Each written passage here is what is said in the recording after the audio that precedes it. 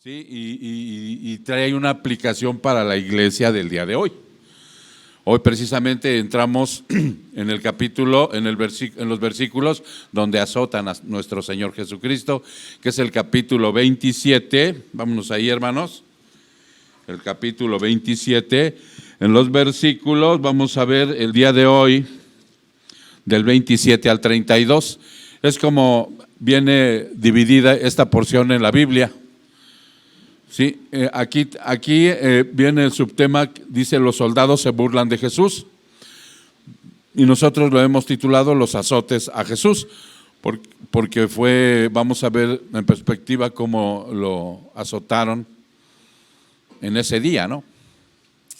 Entonces ahí, en esos versículos, es donde parte el sermón del día de hoy. Ok, mis hermanos. Y hemos venido predicando todo el Evangelio de Mateo desde hace casi 3 años. Vamos para 3 años predicando el Evangelio de Mateo. Entonces, ante esa perspectiva, pues vamos a empezar a ver ahora los azotes a Cristo. Muy bien, vamos a orar. Padre, te damos muchas gracias en esta preciosa mañana en donde tú has reunido y convocado a tu pueblo. Te doy gracias, Padre, porque en estas últimas fechas tú has traído gente, Padre, que viene de otros lugares, de otras iglesias, para que escuchen de tu palabra. Te damos gracias, Señor, de que a través inclusive de esta pandemia que hemos atravesado, tú nos has mantenido unidos y nos has mantenido firmes. Te damos gracias, Señor, y te pido que tú bendigas este sermón para que de esa manera, Padre, tú puedas el día de hoy alimentar a tu pueblo. Te lo pedimos en el precioso nombre de Jesús. Su pueblo dice, amén. Ok. Entonces vámonos a la porción que tenemos, mis hermanos, en el versículo 27. ¿Ya están ahí?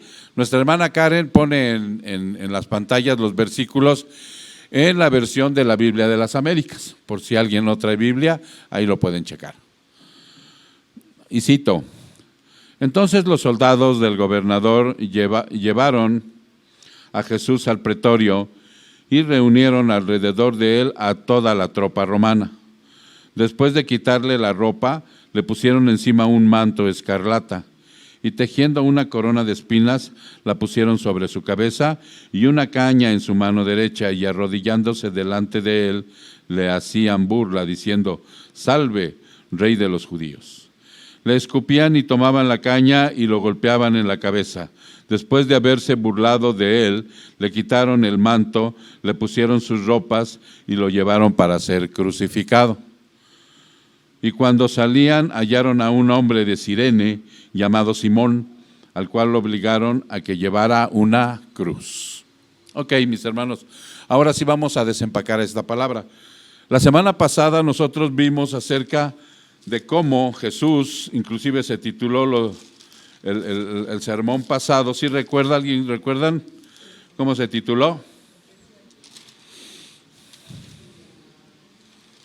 No.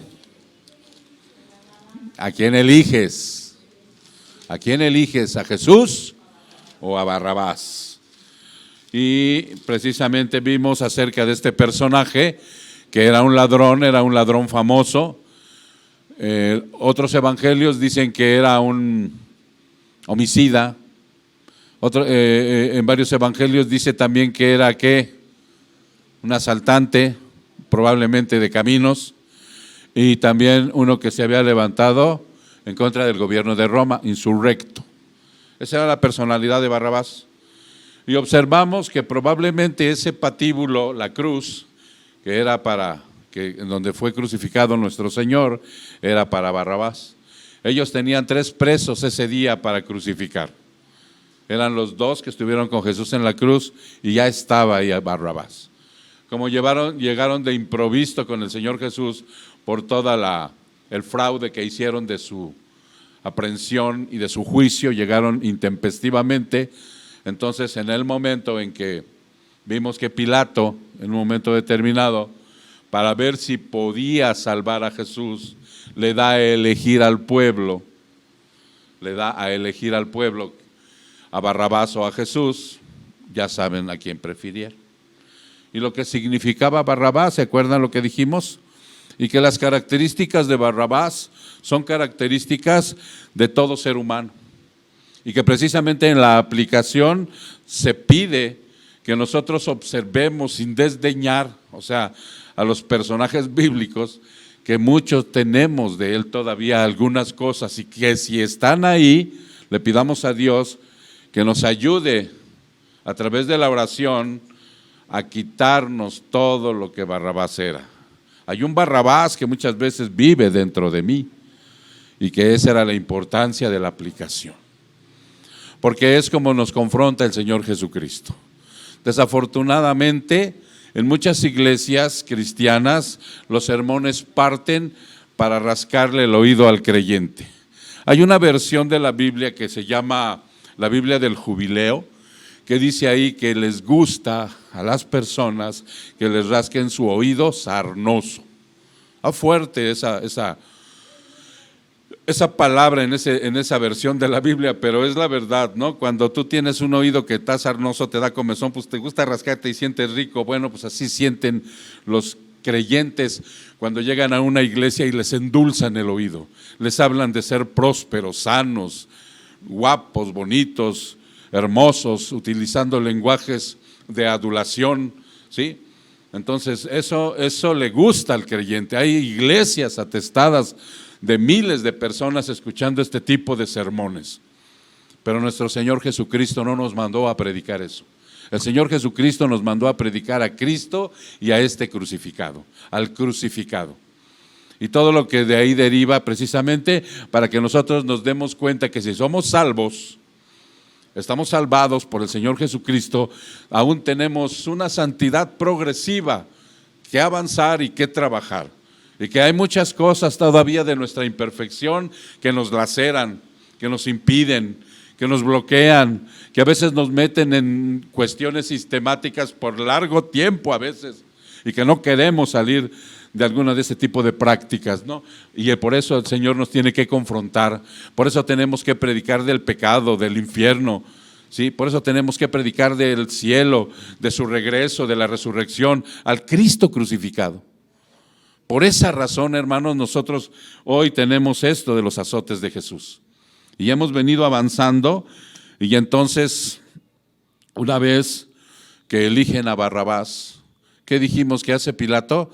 Se lava sus manos, ¿verdad? Se deslinda de la responsabilidad que tenía, porque él veía, era un gobernador que muchos lo consideraban medio taimado, ¿no? Para gobernar, pero era cruel en sus juicios y además tenía cierto sentido de justicia, y él no veía a Jesús culpable, no veía por dónde. ¿Y qué fue lo que él declaró en esa ocasión? ¿Por qué traían a Jesús los gobernantes judíos? Por envidia, exactamente. Y dimos un pormenor de la envidia, cómo corroe, cómo enferma, cómo lastima, cómo divide.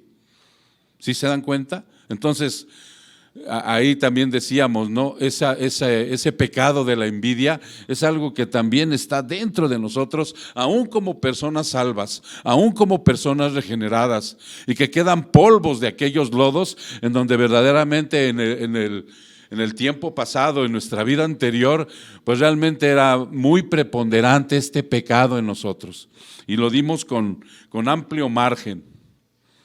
Entonces, ya una vez que él se lava sus manitas y se deslinda de la responsabilidad, lo entrega a un cruel y nefasto castigo. Ahí nos quedamos, que fue el versículo 26. El versículo 26 de Mateo, en el capítulo 27, fue el que ya no vimos a detalle, porque se empalma con el versículo 27 hasta el 32.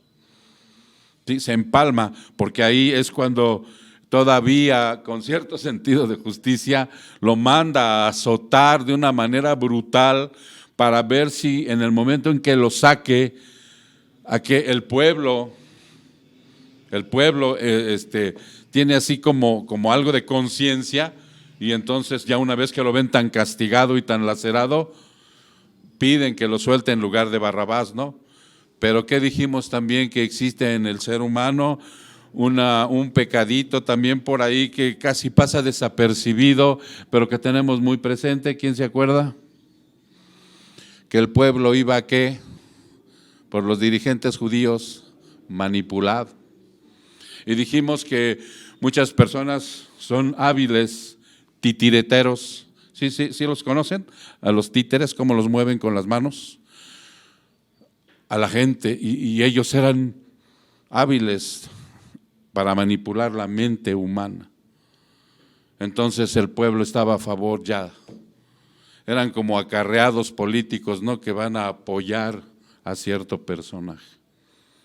Pues entonces ya no tuvo nada que hacer aquel, y como veía también en riesgo su vida, cedió. Entonces dice que la crueldad del castigo físico, a lo que entramos ahorita para ver, vamos a ver parte del versículo 26 todavía, siempre ha sido una de las manifestaciones de maldad y salvajismo. ¿Están de acuerdo, hermanos? Repito, la crueldad del castigo físico siempre ha sido una de las manifestaciones de maldad y salvajismo. Cuando tú asumes el castigar a alguien con la vara, con la mano, con la escoba, con la chancla, a golpes, o sea, siempre produce, ¿sí?, manifestaciones de maldad y salvajismo. Nosotros conocemos eso. Nosotros, muchos, fuimos víctimas en un pasado de gente que nos educó a bola de golpes, de una manera salvaje, ¿cierto? Y posteriormente tú desarrollaste, aunque no te gustó, desarrollaste el mismo sistema con aquellos que ahora te tocaba educar. En muchas ocasiones participamos en peleas de golpes, seas en familia, o seas en la calle, o sea en otros lugares. Por eso les digo que la crueldad del castigo físico siempre ha sido una manifestación de maldad y salvajismo. ¿Quién no ha visto ahora en las redes sociales cuando se golpean, ¿no?, en grupos, o golpean a alguien de la manera tan salvaje que se desarrolla la ira, el odio en las personas para hacer esto? Sí los has visto, ¿verdad? Sí has visto cómo en algunas ocasiones en el pasado tú pudiste haber sido víctima de ese tipo de golpes, de ese tipo de salvajismo, o en su defecto tú lo aplicaste cuando eras una persona del mundo. Entonces, que se le da este castigo, se le da a los seres humanos, a veces queriendo corregirlo. A veces queriendo corregir a alguien aplicas este tipo de castigo físico, pero lo único que logras al hacer esto con tal salvajismo, crueldad, es generar un trauma en la otra persona, o que te generen un trauma a ti. Generas también resentimientos, ¿cierto? Generas unos resentimientos fuertes de odio, y también generas muerte. El castigo físico de los latigazos eran comunes en aquel tiempo. Eran comunes para castigar a gente que en un momento determinado ellos estaban manifestando que eran culpables de algo. Los mandaban latiguear. Les daban los judíos, ¿cuántos latigazos les daban los judíos? -1. Eran 39. La Biblia por ahí inclusive dice que a Pablo en una ocasión le dieron 40 menos 1, ¿no? ¿Por qué no dijeron 39? Pero así era. Nada tiene que ver con una cuestión que espiritualizan por ahí. Pon atención. Algunos pastores diciendo que estos 39 latigazos que recibió Cristo, Cristo no recibió 39. No lo dice la palabra, pero algunos de ellos dicen que sí recibió 39. Son las 39 enfermedades que existen en el mundo. Esto es espiritualizar y sacar de contexto. Eso no es verdad. Cristo tuvo que recibir esto, y ahorita lo vamos a ver por qué. Porque Él se enfrentó a un mundo infestado de pecado, un mundo en donde hay crueldad, maldad, un mundo peligroso. infestado de demonios y de todo esto, ¿no? Entonces, era muy común en aquel tiempo. Y ahora sí, en el verso 26 dice que los soldados, ¿sí? Si tú vas al versículo 26, dice que entonces le soltó a Barrabás y después de hacer azotar a Jesús, lo entregó para que fuera crucificado. Ahí está la parte donde fue azotado. ¿Qué sucedió en ese momento, en ese lapso de tiempo, cuando Pilato ordena que Jesús vaya para que sea azotado, para que sea castigado de una manera brutal? ¿Sí? Dice aquí que los soldados son militares, ¿cierto? Todos los soldados son de tipo militar, que una de sus funciones básicas es obedecer. Es obedecer. A ellos muchas veces la orden o la cuestión que les den no pudiera parecerles, ¿verdad? Pero la tienen que cumplir, la tienen que cumplir. Y ellos escucharon de Pilato: azoten y crucifiquen a Jesús, que se hacía llamar por sus acusadores el Rey de los Judíos. Mas, sin embargo, aquí ellos mostraban un exceso de perversión. Eran los soldados romanos. Los soldados romanos tenían como enemigos a los judíos, ¿sí? Había insurrecciones, hermanos, de parte de los judíos, y entonces cuando un judío como Barrabás, que se presupone que estaba preso y condenado a muerte por haber matado a varios romanos en alguna trifulca, no eran muy queridos, ¿verdad? Todo lo contrario, había esa aversión por los judíos, eran sus enemigos. Entonces ellos iban a utilizar un exceso de perversión. Dice el versículo que reunieron a toda la tropa, ¿sí? Si ustedes observan más adelante en los versículos 27, dice: entonces los soldados del gobernador llevaron a Jesús ante el pretorio y reunieron alrededor, ¿a quién? A toda la tropa romana. Cuando el Señor va camino hacia el patio del pretorio, era un patio donde estaba todo en el escenario puesto para este tipo de castigo, había en medio, yo estuve viendo algunos libros de historia, cómo eran estos castigos. Había una especie de estaca, un palo parado que era donde los amarraban, ¿no? Ahorita lo vamos a ver. ¿Sí? Había unas pequeñas pilastras de cemento donde también los acostaban. En fin, era un lugar de tormento donde ahí los castigaban. Entonces, dice aquí que estaba toda la tropa. Aproximadamente la tropa se constituía de 600 soldados. Pues eran muchos, ¿no? Los que iban a presenciar toda aquella brutal golpiza que le iban a dar a nuestro Señor Jesucristo. Muchos de ellos eran reclutados de otros países inclusive. Muchos de ellos no eran totalmente de Roma, sino reclutaban conforme iban ellos avanzando en el dominio de esa parte del mundo. Muchos reclutaban de varios países y dice un libro de historia que muchos de ellos, en su gran mayoría, los que estaban allí en Judea, eran sirios, ¿sí? Ellos no conocían a Jesús, pero sí tenían una aversión hacia los judíos, tenían una guerra con ellos. Toda esta compañía de militares, lo más probable es que no conocían a nuestro Señor Jesucristo y lo tenían como un prisionero más, al cual lo tenían que azotar y descargar en él toda la serie de emociones perversas de una humanidad caída. Y es a donde regresamos, a esa parte que yo quiero que tú entiendas, hermano, que hoy el Señor Jesucristo, a través de este sermón, pueda frenar de aquí para adelante tus manos golpeadoras. Puede ser posible que aún todavía en alguna situación en donde puedas entrar en una desaveniencia con alguien, sea de tu familia, no sea de tu familia, sea del trabajo, sea ocasional, sea quien sea. O sea, esta experiencia puede hoy detener tus manos golpeadoras. Y no nada más con los seres humanos, sino también con los animales inocentes. Hoy te puedes sensibilizar de tal manera esta prédica, hermano, para que tú puedas ver que cuando tú levantas tu mano, las manos que se hicieron, ¿para qué? ¿Para qué se hicieron las manos? Son utensilios de nosotros. Con ellas comemos, ¿sí? Con ellas nos bañamos, son útiles para bañarnos, para comer, pero también tienen la función de acariciar, ¿sí? Cuando abrazas a tu hijo y lo acaricias, lo mimas, lo pegas a tu regazo y le das un apapacho, ¿no? Igual a tu esposa, a tu esposo, al perrito, a la mascota que tienes en casa, ¿sí? O sea, para eso se hicieron las manos.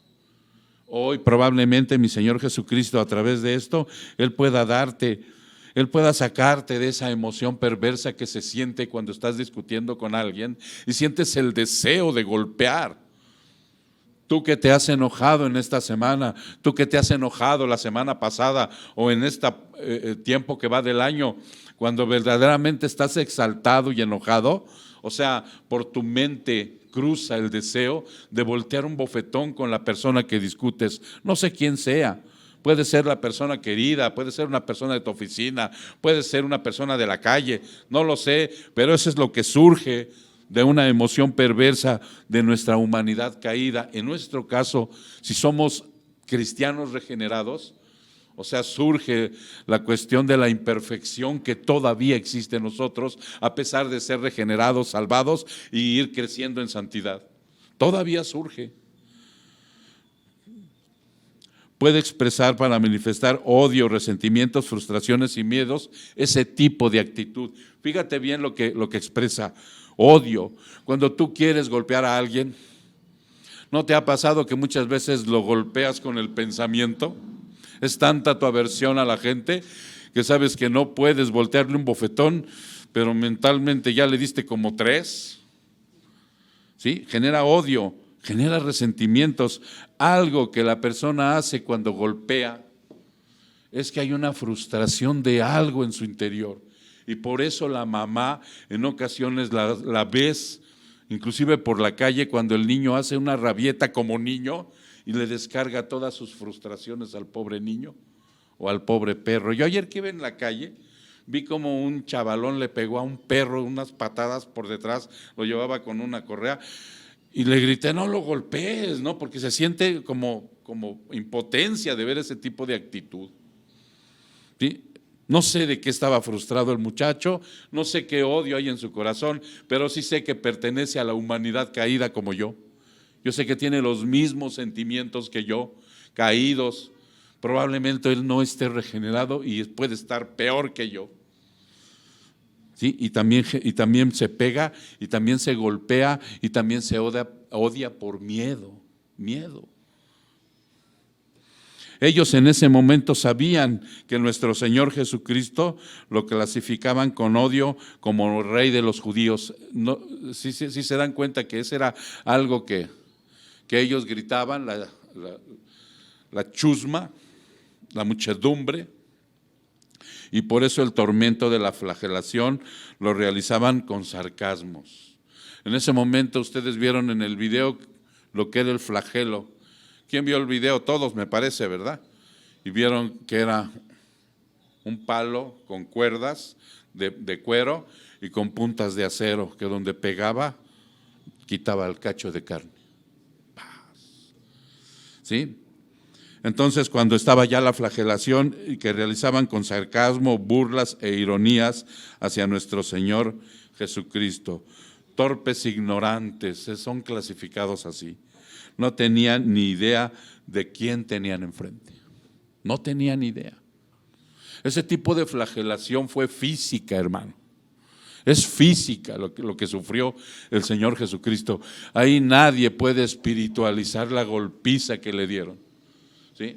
Pero nosotros debemos entender que si muchas veces la persona que dice conocer a Cristo no sabe lo que tiene enfrente. Estos eran ignorantes. Y tú sabes que un ignorante tiene la clasificación que dice la clasificación, que es una persona que no sabe, no sabe lo que está haciendo. Y eran torpes, ignorantes, y no tenían ni idea qué era lo que estaban haciendo. Por eso el Señor Jesucristo en la cruz dijo, perdónalos, porque no saben lo que hacen, eran ignorantes. Nosotros que vamos adquiriendo un conocimiento de Cristo, hermano, Nosotros que vamos conociendo al Señor Jesucristo en toda la extensión de su misericordia y de todos los atributos divinos que tiene, tenemos la obligación de conocerle. Por eso nosotros los cristianos evangélicos presumimos que tenemos una relación con Él. Pero tener una relación con Él es precisamente no estar ofendiéndolo y lacerándolo y golpeándolo con la situación de la ignorancia, de una mala doctrina, de una falta de entrega hacia Él, ¿no? Porque si no, entonces nos convertiríamos como estos torpes e ignorantes y vanos religiosos. Verlo de lejos nada más. Vamos a ver qué nos dice Efesios 4 con respecto a esto, mis hermanos. Vámonos a la carta de los Efesios.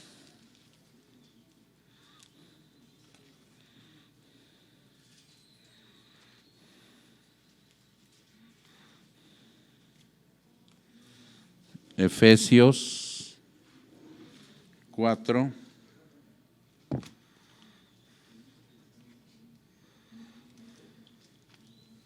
En el versículo 17.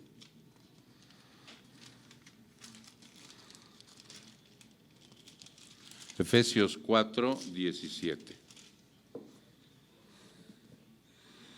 Esto digo pues y afirmo juntamente con el Señor que ustedes ya no anden así como andaban también los gentiles en la vanidad de su mente. Porque si ya realmente vamos a tener un conocimiento del Señor, Pablo, Dios a través de Pablo, nos pide, hermanos, que ya no andemos como los gentiles, como la gente que no tiene a Cristo, como la gente que no tiene una relación con Él, en una vanidad de nuestra mente.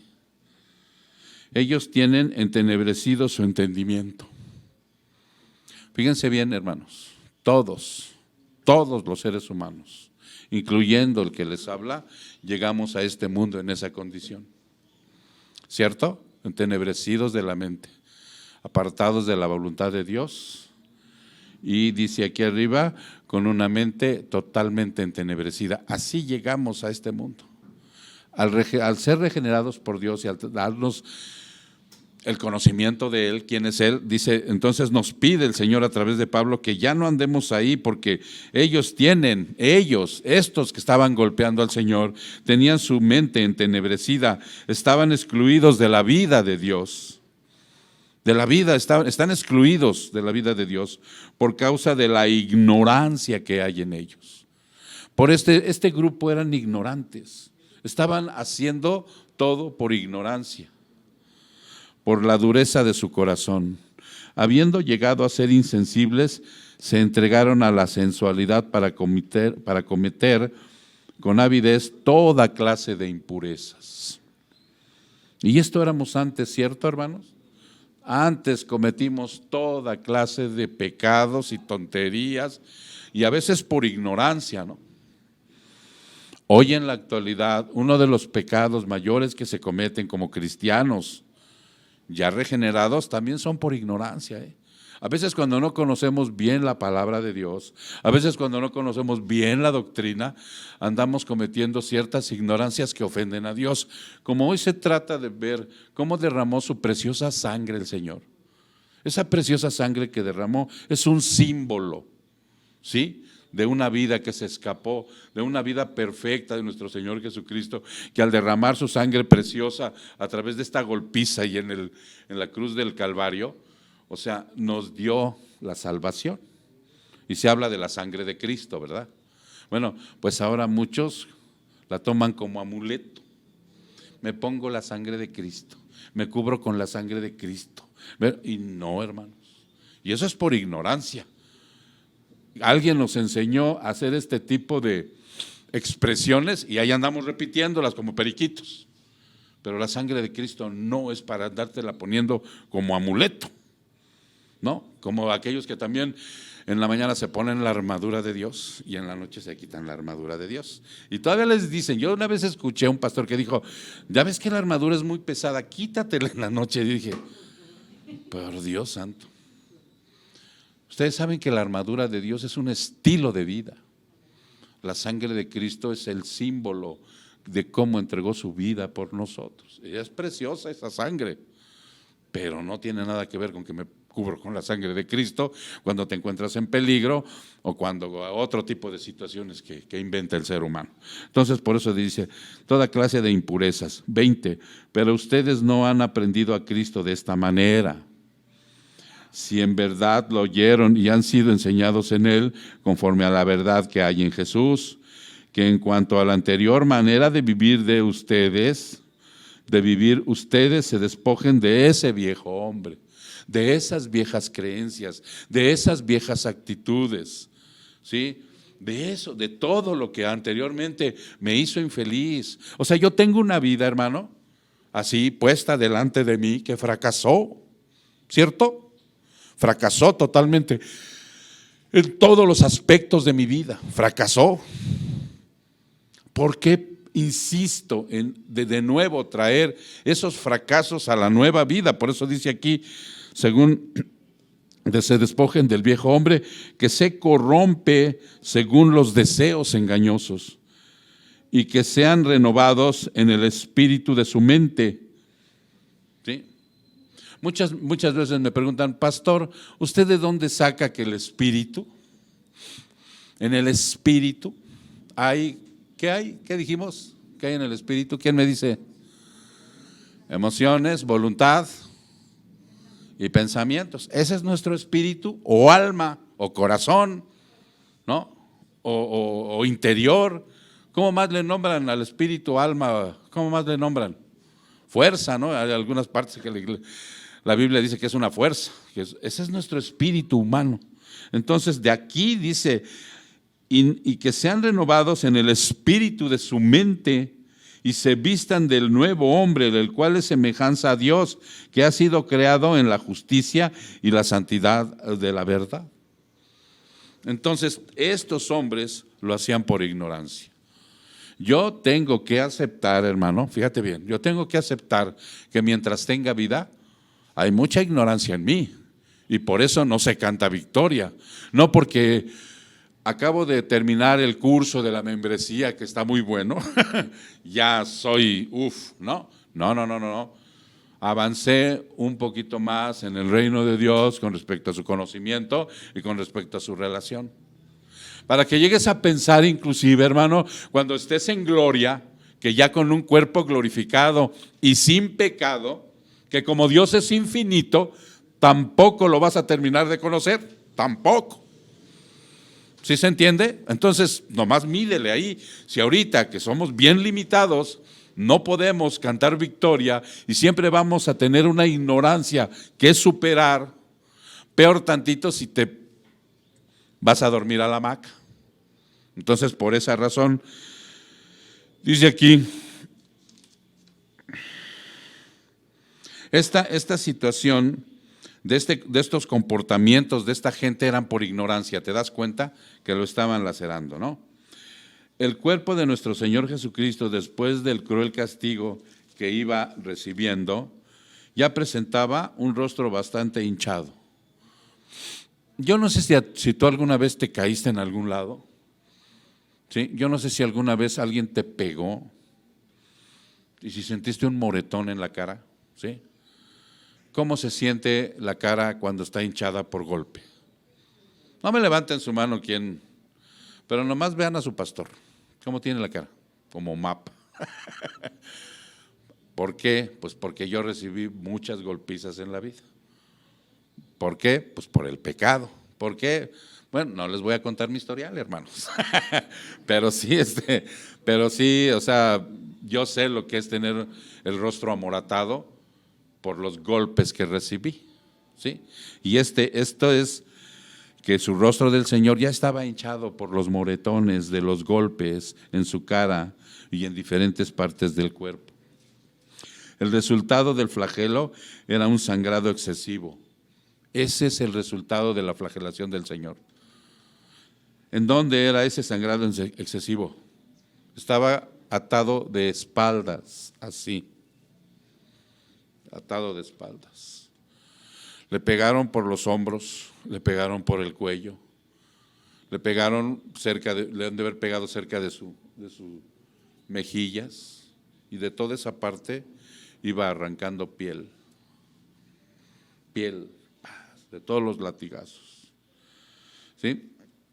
En su cuello, en su espalda, en sus glúteos, en la parte posterior de sus piernas, ya que eran amarrados de pie de espaldas en una especie de estacas, trabajando la tortura por turnos inclusive. Le pegaba a uno, se cansaba, le pegaba a otro, se cansaba, le pegaba a otro. Esa es la forma con que fue castigado nuestro Señor. O sea, no era nada fácil lo que estaba enfrentando nuestro Señor Jesucristo. ¿Sí? Nosotros, hermano, nosotros por eso debemos saber de antemano que nosotros vamos a entrar al reino de los cielos a través de ¿qué? De muchos sufrimientos, dice. Vas a entrar al reino de los cielos a través de muchos sufrimientos. Por eso el Señor Jesucristo lo que hace es fortalecer el espíritu débil que tenemos. Él no prometió vida y dulzura. Él no prometió que realmente una vez que pasaras a ser de Él, ibas a tener una calma esplendorosa, una vida relajada, una vida light, ¿no? Somos la sal de la vida, ¿cierto o no? No somos el azúcar. El azúcar es dulcecito. Porque hay mucha gente, hermanos, dentro de la cristiandad que quieren esa parte light, dulce, sin problemas. Los golpes son para crecer. Los golpes son para crecer. Dios nos dijo así, hermano. No nos prometió banquete, nos prometió sustento. Eso es algo que tenemos que ir entendiendo cuando nosotros vemos la parte tan cruel como fue tratado el Señor Jesucristo. No es posible que a las primeras de cambio por cualquier circunstancia yo me doble. Al contrario, hermano, cada situación me debe de servir para irme fortaleciendo más ante los embates que vengan. Cuando un verdadero cristiano asume la responsabilidad de lo que le toca vivir, va a tener que enfrentar ¿qué? Mateo 5. Mateo 5. Regresamos un poquito al principio de Mateo, porque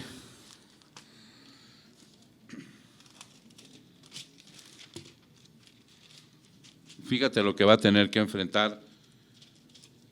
¿Sí? ¿Ya estás ahí en Mateo 5? Vámonos al versículo 10. Y cuando el Señor habla de bienaventuranza, habla de que vas a ser gozoso, dichoso y feliz, ¿sí? O sea, gózate, siéntete afortunado porque viene ese gozo en tu vida.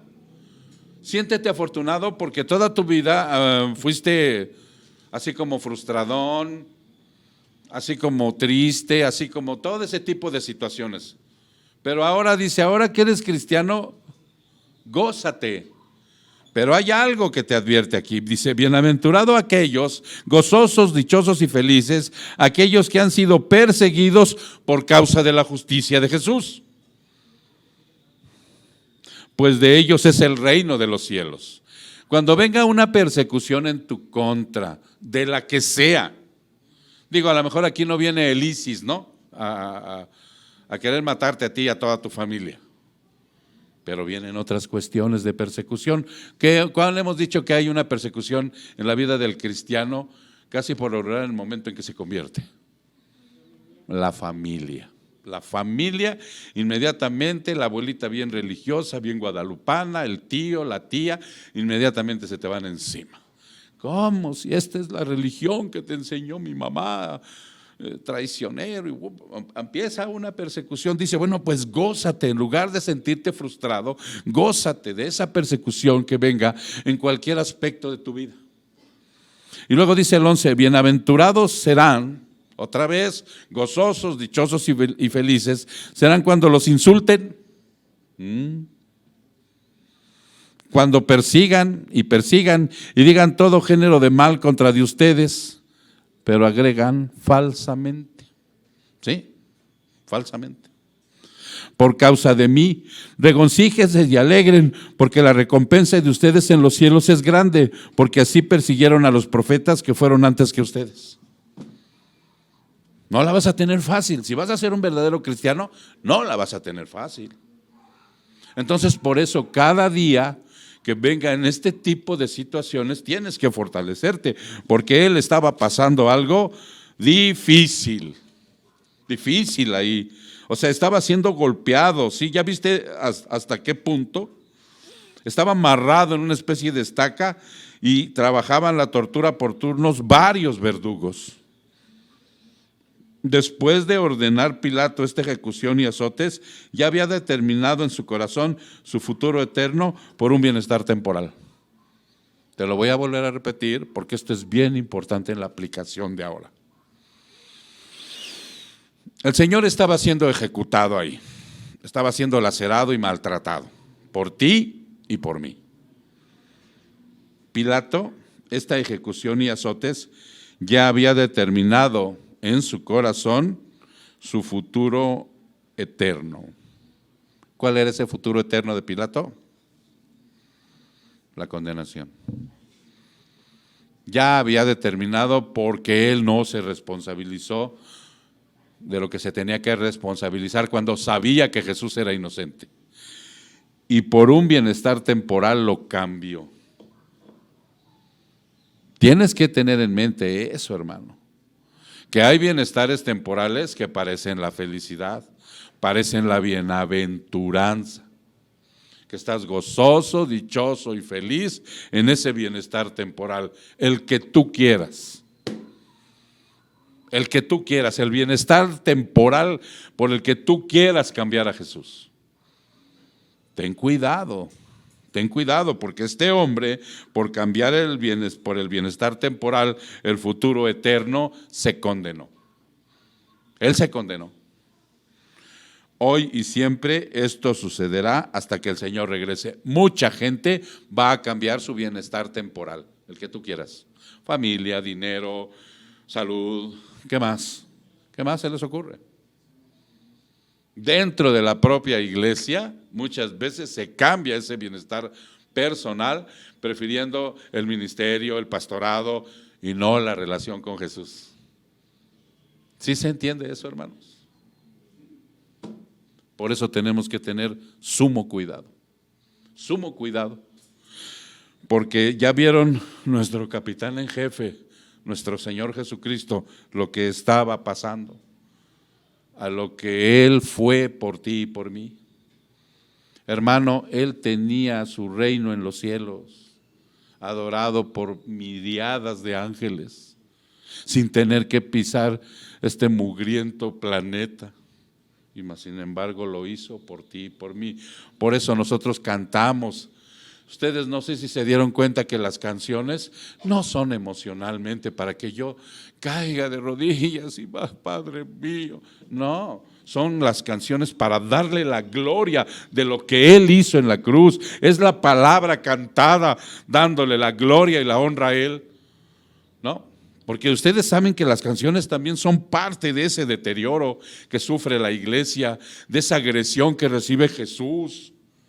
¿Sí? Estos eran físicos, pero ahora sí son espirituales las agresiones que sufre Jesús en una iglesia. Y la gente ignorante cree que está alabando a Dios cuando oye esas canciones emocionales de arrebato y arrebato y arrebato y caen llorando así con lágrimas en los ojos, ¿no?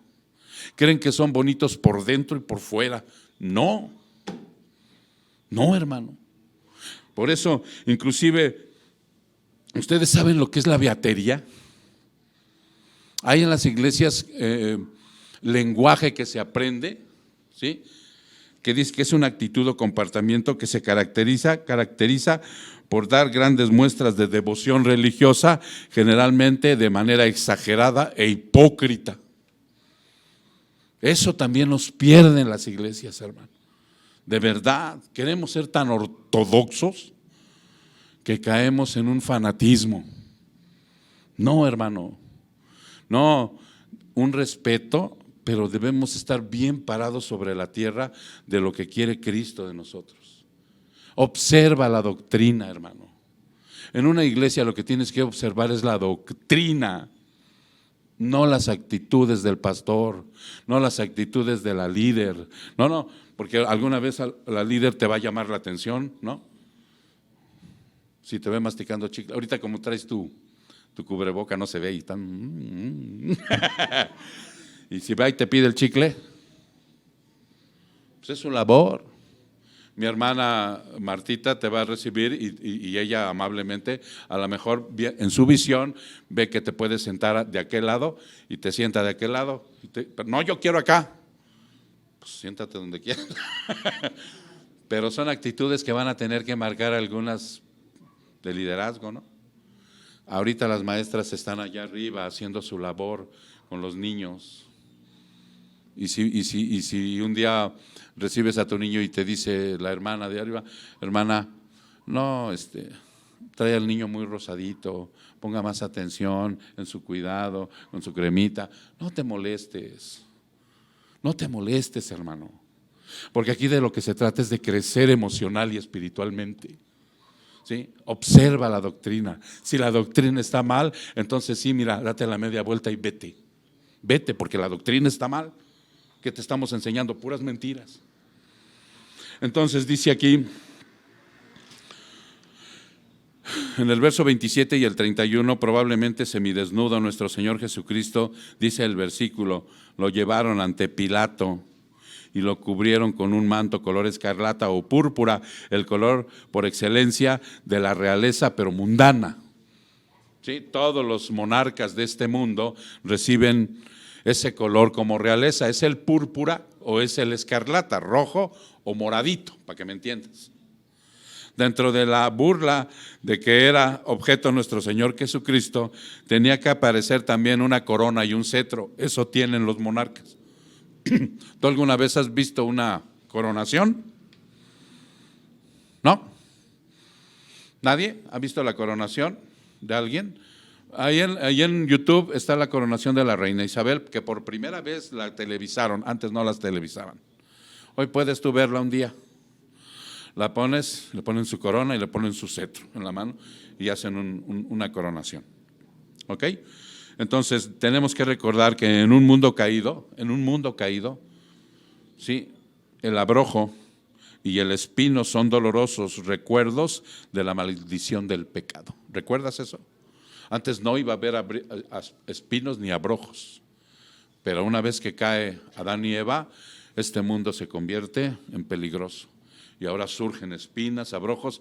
No sé si te ha pasado que vas por un campo y de repente en tu pantaloncito atraviesas y ya te llenaste un montón de espinas y hasta te enronchas, ¿no? Bueno, pues esto es un recuerdo doloroso de la maldición del pecado. Ve a Génesis 3:18 para que veas lo que dice Génesis 3:18.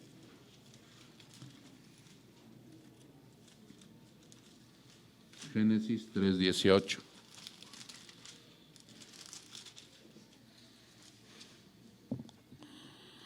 Maldita será la tierra por tu causa. Señor, no te lleves así. Maldita será la tierra por tu causa. Con trabajo comerás de ella todos los días de tu vida. Espinas y cardos te producirá y comerás de las plantas del campo. Ahí está el recuerdo de la maldición. ¿Sí? La creación gime también por esta situación. Ya lo vimos en un estudio que tuvimos el miércoles. Las espinas eran como arbustos que crecían en cualquier parte y es probable que cortaran los soldados, algunas de por ahí cerca, las tejieron en forma de corona y la colocaron en la cabeza de nuestro Señor Jesucristo y le infligían más dolor con un sangrado abundante, ¿sí? Porque esa fue puesta como corona.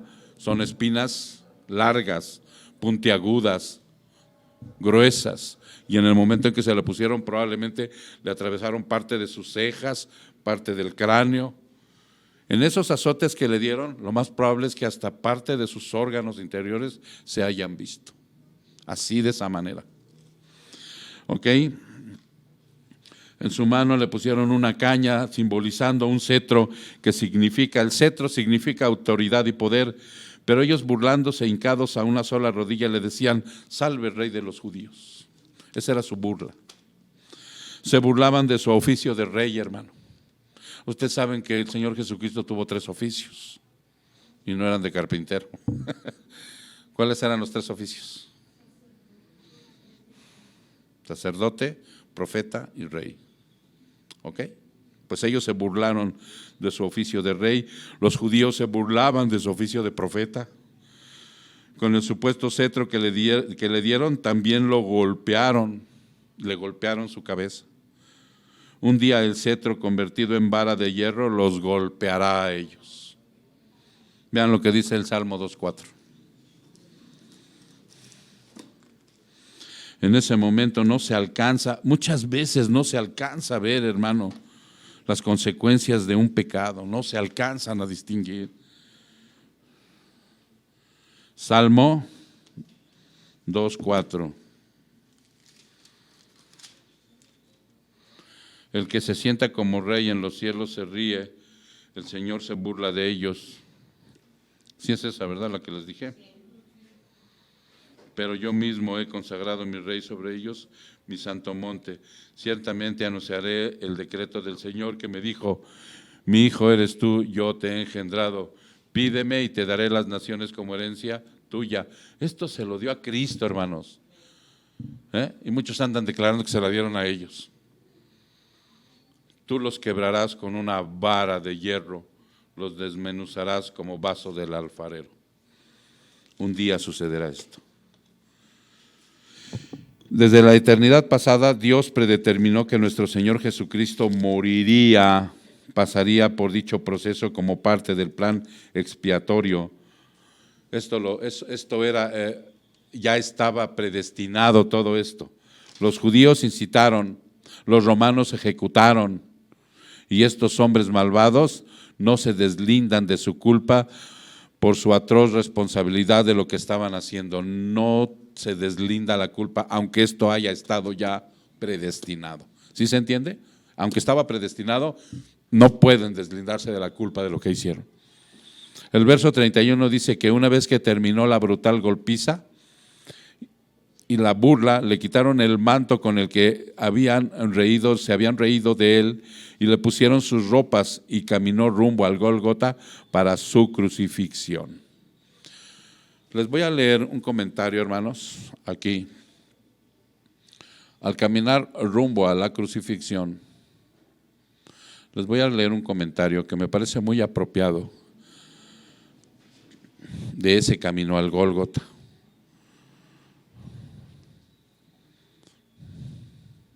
Ok, cito.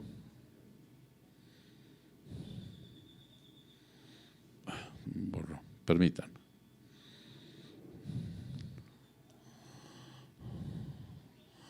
Debido a ser totalmente sin pecado y sin mancha, tanto en cuerpo y alma como su mente y espíritu, Jesús era físicamente todo lo que Adán fue antes de la caída y mucho más. ¿Sí se entendió eso? O se los repito. Debido a ser totalmente sin pecado y sin mancha, tanto su cuerpo y alma como su mente y espíritu, Jesús era físicamente todo lo que Adán fue antes de la caída y mucho más. O sea, era un hombre perfecto, para que me entiendas. Pero los graves golpes y azotes que le dieron al Señor lo habían debilitado demasiado como para cargar la pesada cruz. Era una cruz muy pesada. No solo estaba sufriendo dolor físico insoportable, sino que, observen esto, no había dormido la noche anterior y estaba padeciendo las agonías emocionales de la traición, la deserción y la negación. Además, es que aún estaba sufriendo el dolor acumulado de haber sido tentado, de haber estado en una batalla continua con Satanás. Ahora no había ángeles enviados a ministrarlo como ocurrió después de las tentaciones en el desierto. Y las fuerzas de su cuerpo se habían agotado por completo. Incluso más que todo eso, sabía de modo perfecto que iba a enfrentar la posibilidad indescriptiblemente dolorosa de llevar sobre sí el pecado de toda la humanidad, de convertirse en pecado por amor a la humanidad, razón por la cual padecería la ira de su Padre Celestial, que tal pecado merecía. Todas estas agonías físicas y emocionales y espirituales se combinaron para debilitarlo por completo. Ahora, demacrado su cuerpo, en consecuencia, salían rumbo al pretorio los soldados, hallaron a un hombre de Cirene que se llamaba Simón, y a este le obligaron a llevar la cruz, que es lo que vamos a ver ahorita, para cerrar. Dice aquí en el verso 32, Simón, un peregrino de la región de Cirene. Cirene era una región de allá de Judea. ¿Qué pasaba? Que venía del campo. Marcos 15:21 lo relata de esa manera. Marcos 15:21. Marcos 15:21.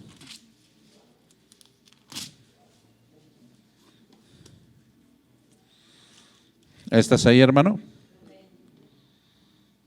Y obligaron a uno que pasaba y que venía del campo, Simón de Cirene, padre de quién dice ahí, de Alejandro y Rufo. Toma en cuenta esos dos nombres, que llevaba la cruz de Jesús. Este hombre, Simón de Cirene, este hombre que lo obligaron, porque lo obligaron, él iba pasando y le dijeron, ven para acá. ¿Sí? Lo obligaron a cargar la cruz de Jesús, ayudándolo en la trayectoria al Gólgota. Dice que hay una gran probabilidad de que este hecho que le sucedió a Simón de Cirene lo haya convertido a Cristo, ya que Pablo más adelante menciona a su hijo. ¿Quién eran sus hijos? Dijimos, Alejandro y Rufo. Menciona a Rufo, uno de sus hijos, como creyente en Cristo, y la esposa de Simón, el cirineo, Pablo la cataloga como su madre de él, no física, pero sí una creyente que atendió a Pablo y le dio afecto como si fuera su madre propia. Ahí está la porción de este camino de sufrimiento para tu salvación y para la mía, hermano. Pablo más adelante menciona esto en Hechos, que le dice que la cataloga como madre de él, y era muy probable que la esposa de Simón de Cirene lo haya atendido a Pablo en aquel momento cuando también era afligido, estaba en la cárcel, era perseguido, y la tiene en un gran afecto a la madre de Simón de Cirene. Simón de Cirene fue un hombre que lo ayudó a cargar la cruz.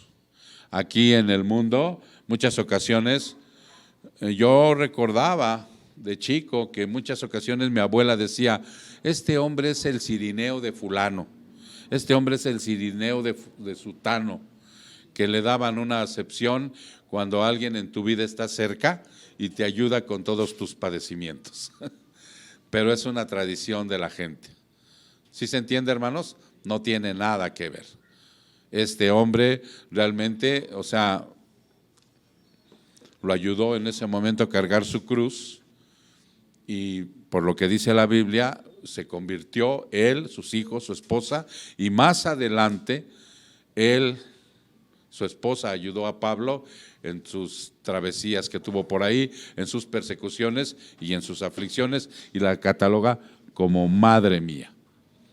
Con esto vamos a empezar la próxima semana, ya cuando llegue a la crucifixión el Señor. ¿Sale, hermanos? Pero hoy yo quiero que tú te lleves en tu corazón que el maltrato físico que recibe nuestro Señor Jesucristo por ti y por mí, O sea, realmente es de un salvajismo tremendo y que nosotros hoy en la actualidad tenemos que ser muy compasivos con toda esa gente con la que convivimos, especialmente con nuestros hijos, ¿no? Especialmente con aquellos que decimos que amamos y que muchas veces golpeamos todavía, con aquellos que tienes alrededor y que es tu esposa, es tu esposo, no sé, tu mamá, quien sea, que no levantes ese maltrato físico, que ya hoy sepas que verdaderamente el Señor pasó por todo esto para que tú y yo fuéramos regenerados en amor, fuéramos a tratar a la gente y con las manos y con lo que tengamos en la mano, nada de aventar, nada de lacerar, sino para acariciar, para proteger. Las manos inclusive las levantamos en un momento dado para cantar, ¿sí? ¿Tú sabes por qué levantamos nuestras manos para cantar? No jalamos nada del universo tampoco, nada de energía. No somos como los que van a las pirámides a recibir energía, no. O sea, nosotros levantamos las manos para cantar en una expresión de júbilo, de alegría. Yo he visto que en una situación más menor, ¿sí? Un hombre que está sentado en la tele, que le va a un equipo que va ahorita en último lugar, mete un gol y levanta su mano y grita ¡gol! ¿Cierto? Así en expresión de júbilo. ¿Por qué no lo vamos a hacer por nuestro Señor Jesucristo cuando cantamos? ¿No? Digo, si te da pena está bien, yo no me meto en tu personalidad, pero nada más te estoy indicando que esto es por lo que levantamos nuestras manos de júbilo. Las manos tienen una utilidad el día de hoy. No son para ofender a nadie, no son más que para lo que fueron creadas en un inicio, ¿sí?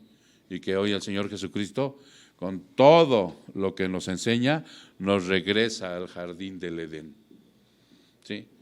Nos regresa ahí a esa parte, a pesar de nuestra imperfección aún todavía. Vamos a orar, hermanos. Padre, te damos muchas gracias, Señor, en esta preciosa mañana. Te pedimos con humildad que seas tú, Señor, con nosotros, dándonos, Padre mío, y poniéndonos en el corazón esta enseñanza. Te ruego, Padre, que seas tú el que haga la obra en nosotros.